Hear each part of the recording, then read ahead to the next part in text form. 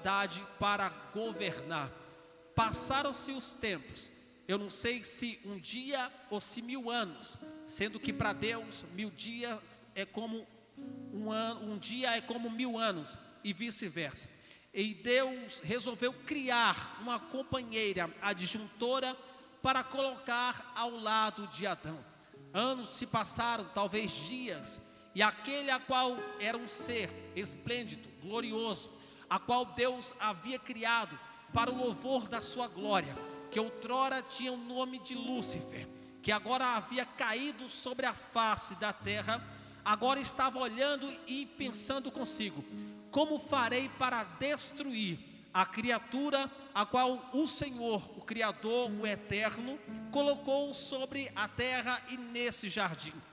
Um belo dia, ele observando que Deus havia falado para aquela criatura chamada Adão e para Eva, dizendo: olha, de toda a árvore que está e fruto que está no jardim vocês podem comer, porém existe uma no meio do jardim, no centro deles, vocês não podem tocar nem comer, porque certamente no dia que vocês comerem vocês morrerão, porque abre-se-á o conhecimento do bem e do mal.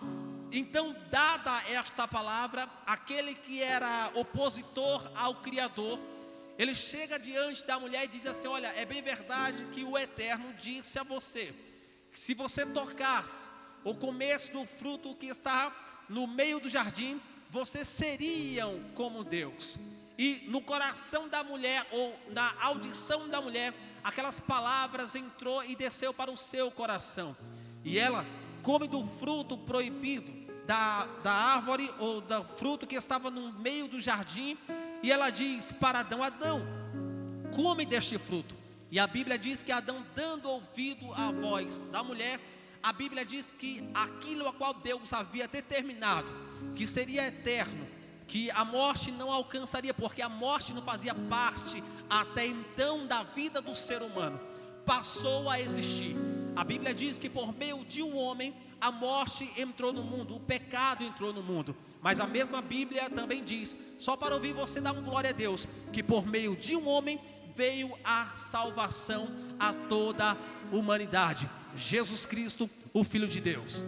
E a Bíblia diz que daí então, agora o ser humano, ou a criatura a qual Deus havia colocado no jardim, agora tinha o conhecimento do bem e do mal, e as suas ações agora vai determinar o seu futuro, sendo que a raça humana, com o passar do tempo, se multiplicando sobre a face da terra, a tendência era cada vez mais se afastar de Deus, cada vez mais partir em outra direção, que não era a vontade de Deus. O homem pecava, o homem dava-se em casamento, o homem se embriagava, então se afastou-se mais, cada vez mais de Deus. E na época de Noé, a Bíblia chega a dizer que Deus chegou a se arrepender de ter feito um homem. Só que quando Deus pensou em destruir a raça humana e fazer tudo novamente, a Bíblia diz que Deus olhou para Noé e viu um coração temente a Deus.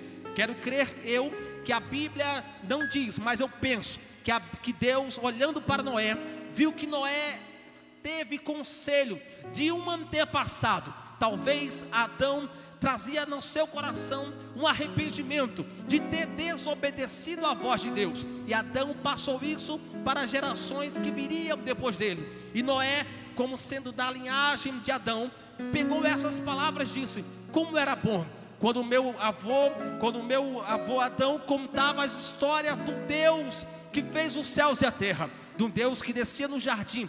E isso moveu o coração de Noé. E Deus não destruiu a raça humana, mas a princípio o homem já estava eternamente condenado se não houvesse a intervenção de Deus, que eu chamaria de o plano divino através do século. A Bíblia diz que Deus já havia determinado que Ele traria a salvação de volta ao ser humano. Por quê? Porque Deus não criou o homem para a perdição. Deus não criou o homem para lançar no inferno, não. Deus criou o homem para ter um relacionamento com Ele. Deus criou o homem para ter comunhão com Ele. Então Deus, no seu plano divino, arquitetou um plano de trazer a salvação de volta para a humanidade.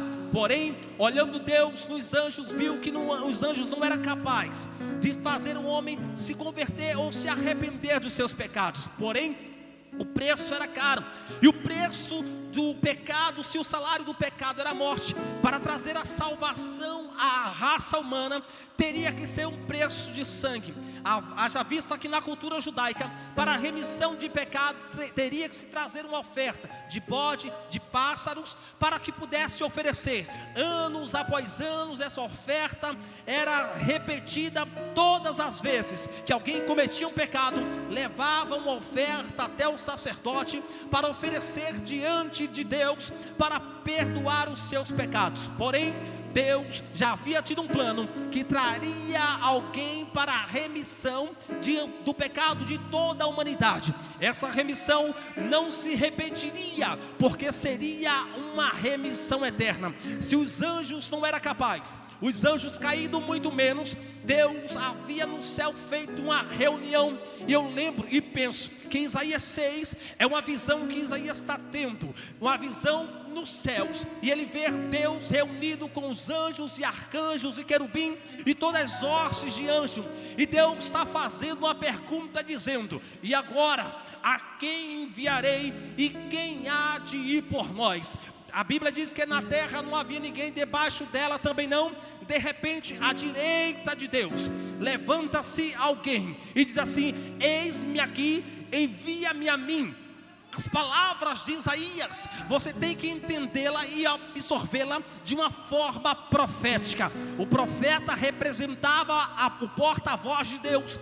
Na boca do profeta, cheio do Espírito Santo, é o próprio Jesus que fala: eis-me aqui, envia-me a mim. E aqui logo eu entendo que o Cordeiro de Deus estava sendo preparado para ser enviado ao mundo, para trazer a remissão do pecado de toda a humanidade. Vejamos o que a Bíblia diz: que Jesus Cristo, nascido de Maria, uma jovem que estava desposada, pronta para casar, na Galileia, quando de repente aparece um ser dentro do quarto dela e diz: olha, bendita sejas tu entre as mulheres. Ela se assusta porque a saudação não era costumeira, era um anjo de Deus aparecendo a Maria, trazendo para ela uma mensagem de Deus, porque o anjo que lhe apareceu era um mensageiro do Eterno.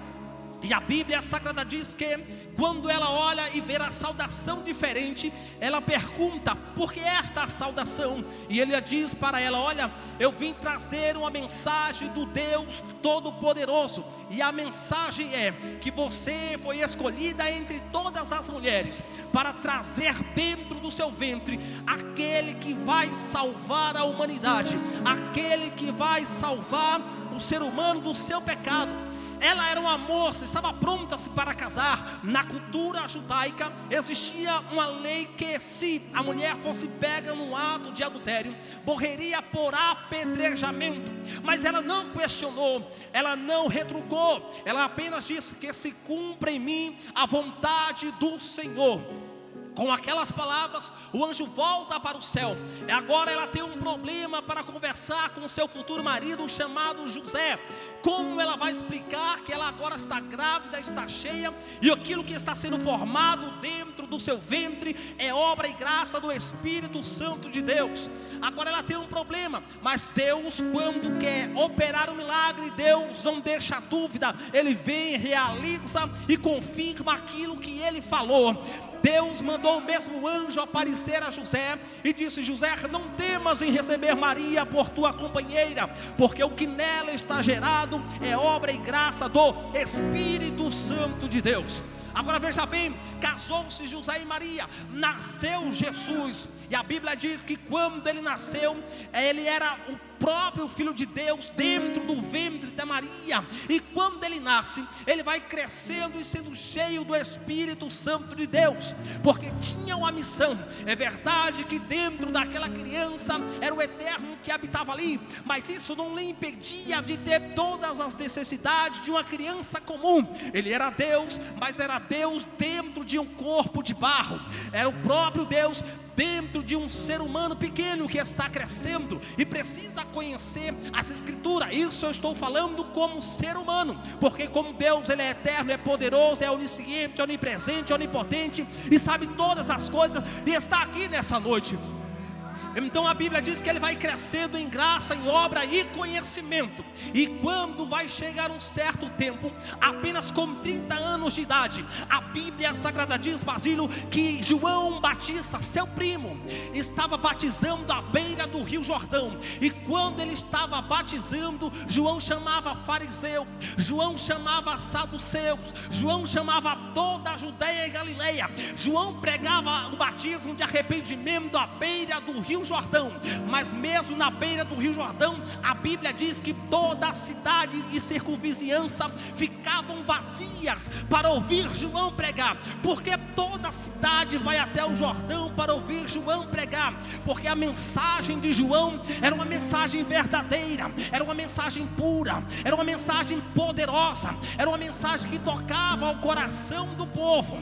Existe uma massa que quer ouvir aquilo que lhe agrada aos ouvidos, aquilo que vai massagear o seu ego. Mas quando se levanta João Batista, diferenciado, veste de peles de camelo, com uma linguagem meio rústica, pregando no deserto, a multidão olha e diz assim: eu não quero mensagem que venha massagear o meu ego, eu quero uma mensagem que venha confrontar com os meus erros e o meu pecado.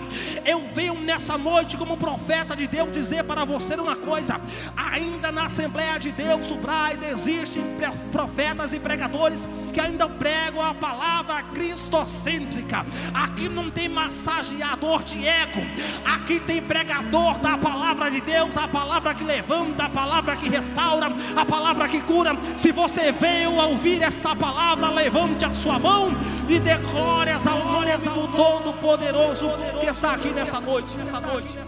João Batista está batizando no deserto, quando de repente aparece quem? O Cordeiro de Deus. Eu imagino aquela fila de multidão para ser batizado por João, e de repente João batiza em nome do Senhor e levanta-se e vê o próximo. A Bíblia diz que quando João olha para quem está na frente dele, eles param e alguém pergunta: quem é esse aí, João? Aí ele olha e diz assim: olha, esse aí é aquele a qual eu vinha pregando há muito tempo, a qual eu não sou digno nem de desatar as correias da sua sandália.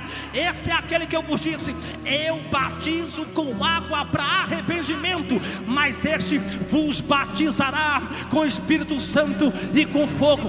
Deixa-me abrir um parêntese aqui para te dar uma mensagem pentecostal. Aqui não tem batizador, não.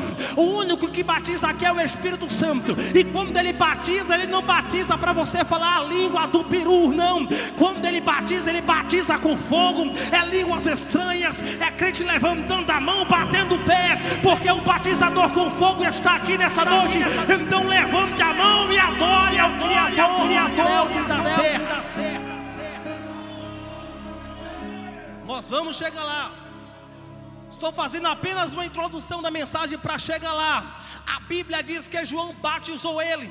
Aí João, a pessoa pergunta: João, quem é esse? Ele disse: esse é o Cordeiro de Deus, que tira o pecado do mundo. Glórias a Deus. É por causa dele que estamos aqui, é pelo sacrifício dele que estamos aqui, é pelo que ele fez na cruz do Calvário que estamos aqui. Mas vamos lá, a Bíblia Sagrada diz que Jesus dá início ao seu ministério, separa homens para o seu ministério, 70 a princípio, dá autoridade, expulsa demônios, cura os enfermos. E a Bíblia diz que a obra que o mestre determinou está acontecendo. Mas o tempo vai passando e o ministério dele vai chegando perto do seu fim, quando a Bíblia Sagrada diz que agora Jesus estava na cruz do Calvário. Aqui é onde nós fizemos a leitura em Lucas 24, quando Jesus agora está com seus ministérios, dos seus discípulos estabelecido. A Bíblia diz que a última missão faltava para acontecer. E qual era esta missão? A missão de ir até a morte de cruz. A Bíblia diz que ele foi levantado no madeiro, e a Bíblia diz que ele tomou sobre si todos os nossos pecados. O pecado de toda a humanidade estava sobre os seus ombros. Isaías 53 diz que ele não tinha formosura nenhuma, e como ovelha multa, foi levado ao seu destino, ao matadouro. Ele não tinha parecer, não tinha beleza, mas ele tinha um coração apaixonado por esse ser humano que está aqui do seu lado. Ele tinha um coração desejoso de salvar aquele que se havia perdido. Ora, em João 17 a Bíblia diz que Jesus disse assim: olha, eu tenho aquele que o Pai me deu, e todo aquele que Ele me deu, nenhum deles se perderá. Jesus veio com uma missão, e a missão não podia parar. É verdade que nesse inteirinho Satanás se levantou juntamente com toda a sorte do inferno, dos seus demônios, para tentar fazer Jesus parar ou terminar o seu ministério e não cumprir. Mas ele veio com uma missão, ele veio com uma determinação, e a determinação é ir até o fim da morte de cruz para salvar a humanidade. Se a princípio, se lá atrás, para salvar a humanidade, teria que se sacrificar bodes, ovelhas e pombinhos, agora não, tinha que ser um sacrifício vicário na cruz do Calvário. Então seria preço de sangue, e esse preço de sangue não teria que ter pecado, não teria que ter mancha, teria que ser alguém que viesse sem mancha e sem pecado e sem ter mácula alguma. Então Jesus tinha todos os requisitos para cumprir a missão do eterno Deus. Quando Jesus estava na cruz do Calvário, a Bíblia diz que na sua esquerda e na sua direita existiam dois homens para ser crucificados juntamente com eles. Dois homens ladrões e salteadores que roubavam, perturbavam a sociedade, roubavam homens de bem, e agora estava na cruz do Calvário, passou a ser filho. Ali Jesus no centro, uma à esquerda e outro à direita. E quando de repente um deles olhou para Jesus e falou assim, junto com a multidão que estava embaixo: se tu és o Filho de Deus, desce da cruz aí, salva-te a ti e salva a mim também. Assim todo o povo vai crer que tu és o Filho de Deus, porque em cima da cruz de Cristo estava escrito um nome: Jesus Cristo, Rei dos Judeus. Então, se Jesus se dizia Rei dos Judeus e Filho de Deus Altíssimo, para eles teria que mostrar ou fazer um milagre, descendo da cruz. Jesus não foi até a cruz para descer dela pela vontade do homem. Jesus foi até a cruz para esmagar a morte na cruz do Calvário, porque nem na cruz a morte venceu. E eu vou te provar daqui a pouquinho que a morte não venceu Jesus na cruz. Mas o da direita olhou para aquele homem da esquerda e disse assim: olha, você não tem dó de nós mesmos, você não tem dó nem de você, rapaz. Nós estamos aqui porque merecemos, mas esse aí nada fez para estar aqui. Aí a Bíblia Sagrada diz que ele olha para Jesus e diz assim: olha, lembra-te de mim, ó Rei, quando entrares no teu reino. Jesus na cruz do Calvário, crucificado, pregos nas mãos, prego nos pés, coroa de espinhos, costas rasgadas, o seu lado já estava pronto para ser furado a qualquer momento, quando de repente Jesus olha para o homem da direita e diz assim: olha, ainda hoje estarás comigo no paraíso. Até pregado na cruz Jesus salvou. Agora eu vou te mostrar porque é que a morte não venceu Jesus na cruz. Porque Jesus, quando estava na cruz, quando ele percebeu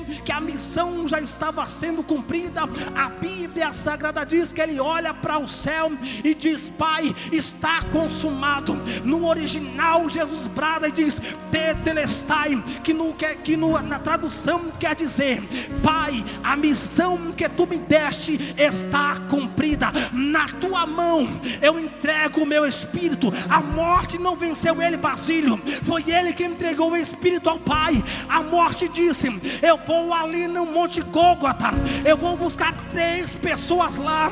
Mas quando ela chegou lá, ela achou o segundo, achou um, achou o segundo, mas não achou o terceiro. Por quê? Porque o terceiro não morreu.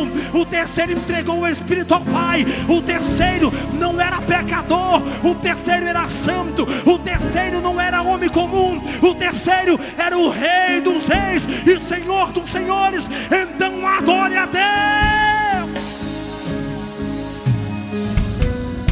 O terceiro era o Filho de Deus. A morte não tocou nele, a morte não pôde tocar.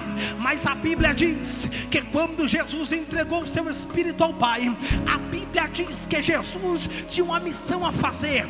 Eu falei a princípio que a morte entrou no mundo através de um homem. Jesus tinha que resolver a situação do jardim do Éden. A Bíblia diz que Jesus agora vai até, eu imagino pelo que a Bíblia diz, que Jesus vai até as profundezas do inferno, e lá estava Satanás perturbado, porque a morte não venceu ele, porque a morte não conseguiu matar aquele que é o príncipe da vida.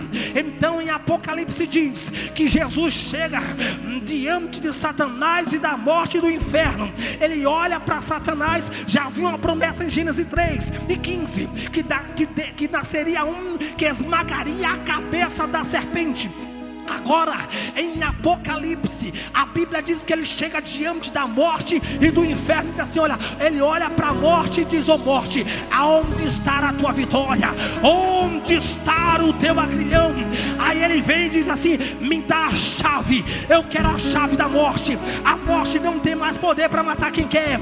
Tudo que vai depois da morte é permissão de Deus. Se Deus não permitir, você passa por tragédias, mas a morte não te leva. Jesus dá livramento. A Bíblia diz que ao lado daquele que teme a Deus há um anjo do Senhor guardando e livrando. Jesus chega diante da morte e diz: eu quero a chave da morte. Ele toma a chave da morte, ele olha para o inferno e diz assim: também me dá aqui a chave do inferno. Jesus, ele desce nas profundezas, olha para Satanás e diz assim: se você mandava no reino até hoje, a partir de hoje tu não manda mais. Por quê? Porque ele desceu no inferno, tomou a chave e disse: agora está comigo o príncipe da vida. Ele tem a chave da morte e do inferno. Então adore a Deus nessa noite. Resolvida essa situação, a Bíblia Sagrada diz que agora 3 dias se passaram, Gilberto, e as mulheres foram até a porta da tumba onde estava Jesus, procurando saber do corpo dele. A preocupação era tão grande que elas nem se lembravam da profecia ou das palavras de Jesus dizendo: no terceiro dia eu vou ressuscitar. É necessário que eu morra, mas que eu venha ressuscitar ao terceiro dia. Aí a Bíblia diz que lá vai as Marias, vai na tumba aonde estava o corpo de Jesus, e elas vão chorando, elas vão perturbadas. Quando de repente ela chega, a pedra está removida. Elas assim: olha, mas foi tanto homem para colocar a pedra e agora a pedra está removida. Aí elas assim: roubaram o corpo do mestre. Ela estava preocupada, quando de repente ela ouve alguém dizer: mulher, por que vocês estão procurando dentre os mortos aquele que está vivo? Opa, calma aí. Vocês estão procurando entre os mortos quem está vivo. Ele estava dizendo, em outras palavras: vocês não lembram do que ele falou, que no terceiro dia ele irá ressuscitar? Porque vocês estão procurando ele no meio do morto. Ele não está aqui, mulher. Ele não está aqui. Mas está onde? Ele já ressuscitou. Aleluia. Igreja de Braz Vargem Grande, eu tenho uma notícia para você nessa noite.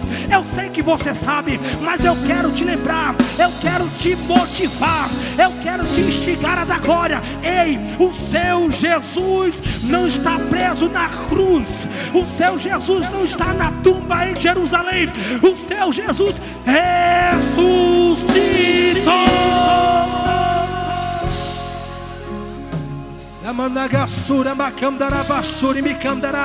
E está aqui no nosso meio nessa noite.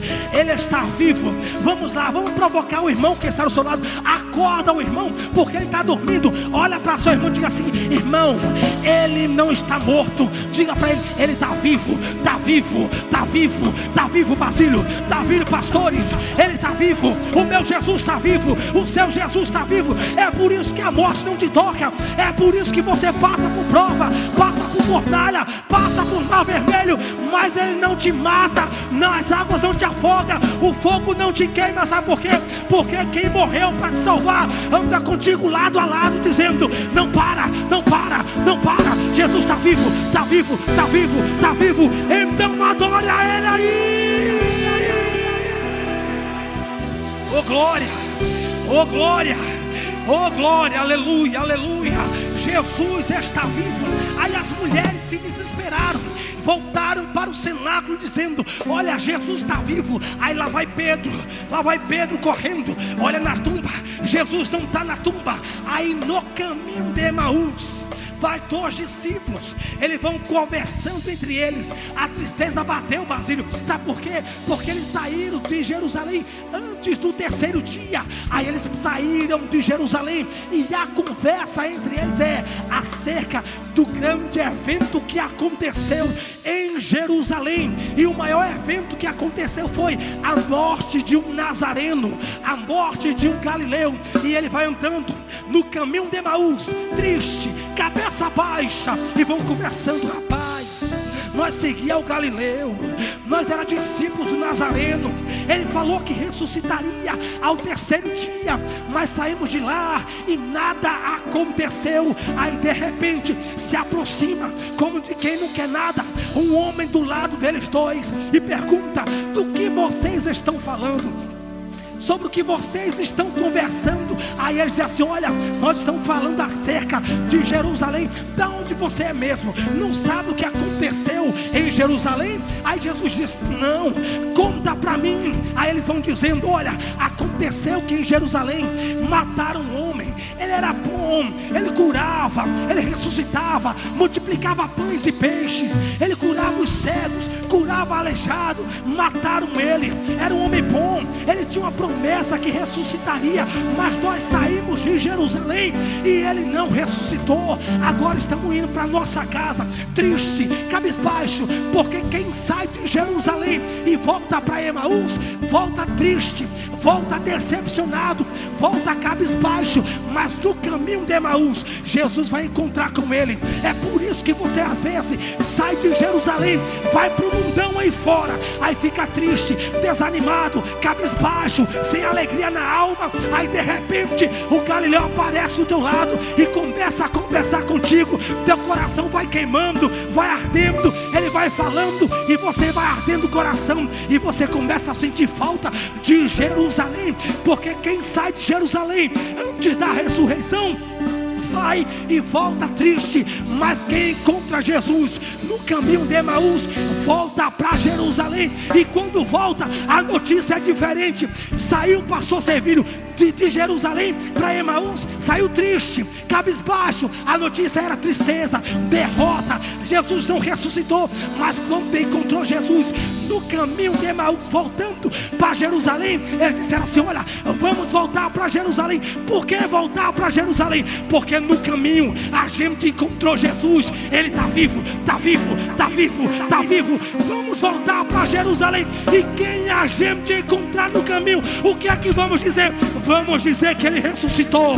Ele ressuscitou. Ei, você pode até ir para sua casa triste, você pode até ir para o seu caminho desanimado, mas quando encontrar Jesus, vai voltar para Jerusalém dizendo: meu Jesus está vivo, meu Jesus está vivo, ele ressuscitou. Então abre a boca e dê glória, dê glória, dê glória, dê glória. Jesus está vivo, Jesus está vivo. Satanás quer apagar isso à memória da igreja, dizendo que Jesus está morto. Não, eu venho dizer para você: seu Jesus está vivo e está aqui. Então levante a mão, diga glórias a Deus.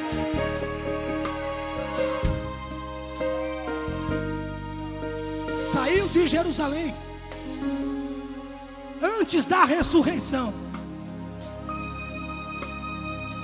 Aí saiu dizendo: ele está morto,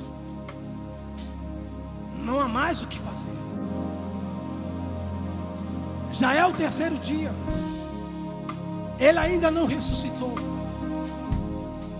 Saiu sem esperar a resposta de Jesus, porque às vezes o seu tempo, o meu tempo, não é o tempo de Deus. Tudo tem o seu tempo certo. E eles voltaram antes da ressurreição. E nesse voltar, só encontraram frustrações e decepções. Mas o que eu acho interessante é que Jesus não deixa discípulo voltar triste. O que eu acho interessante é que quem conhece a Jesus sabe que Jesus não vai decepcionar. Porque se voltar com esse pensamento, Jesus faz questão de encontrar no caminho, dizendo: ei, para onde você vai? Ah, Senhor, eu estou voltando para Emaús, porque eu estou triste, porque aquilo que eu pensei não é, porque aquilo que eu esperava não aconteceu, porque o milagre que eu queria não aconteceu. Aí por isso eu estou voltando para Emaús. Aí Jesus diz assim: você não pode voltar, você não pode parar. Sabe por quê? Porque eu venci, porque eu ressuscitei, porque eu desci até a morte de cruz, mas estou vivo só para te dar a vitória. É por isso que você não pode parar.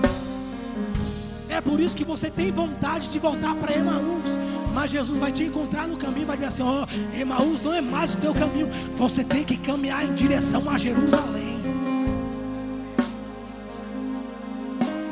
Porque quem está com Jesus não pode deixar Jerusalém para voltar para Emaús, porque o destino da igreja é a nova Jerusalém.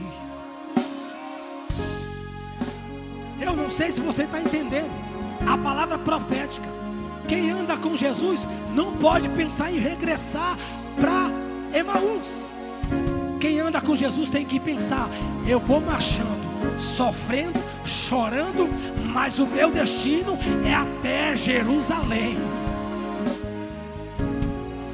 Jerusalém. Para encerrar, sabe onde vai ser a sua casa quando acontecer o arrebatamento da igreja? Sabe qual é o seu destino? A nova Jerusalém. É por isso que de vez em quando a gente canta aqui na igreja: caminhando eu vou para Jerusalém. Não é caminhando para Emaús, a direção é Jerusalém. Por quê? Porque em Jerusalém, quem está lá em Jerusalém? O Rei dos Reis, Senhor dos Senhores, o grande Salvador da humanidade. É sentido Jerusalém, você não pode regressar. Continue em direção a Jerusalém, porque o sofrimento, a angústia, a luta vai passar, e em Jerusalém você vai encontrar refrigério para a sua alma. Você pode dizer glória a Deus por isso.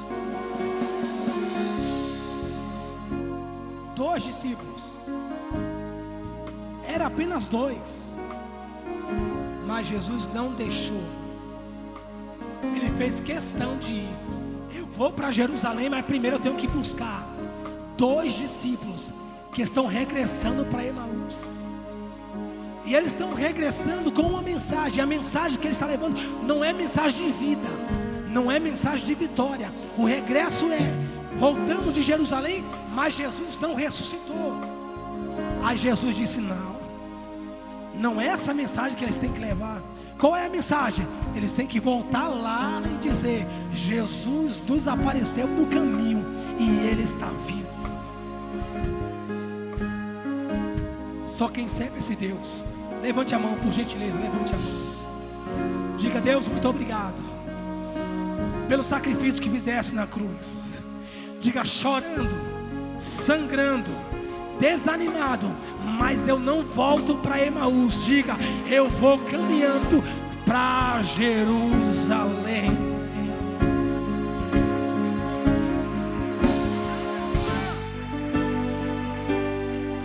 Dois discípulos no caminho de Emaús, ia falando a respeito de Jesus.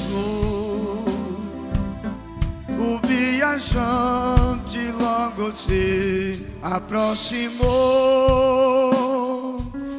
não percebendo que era o meu Salvador. Sabe o que ele disse? Fica conosco, nosso amado e bom Jesus. Fica conosco pelo seu imenso amor. Discípulo do caminho de Emaús, fica conosco, meu amado e bom Jesus. Eles falavam a respeito de Jesus, para as 90 que pediam de um teu entrar. Todo o povo, aleluia, este Jesus que tem hoje nos conduz.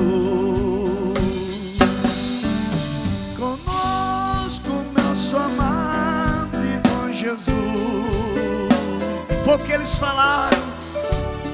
Eles foram surpreendidos, porque eles não sabiam que entre as conversas em que ele estava tendo um com o outro, ele estava falando sobre a morte de Jesus. Mas Jesus já havia ressuscitado e estava ao lado dele, e eles não percebendo, ele disse: fica conosco, Jesus, fica conosco.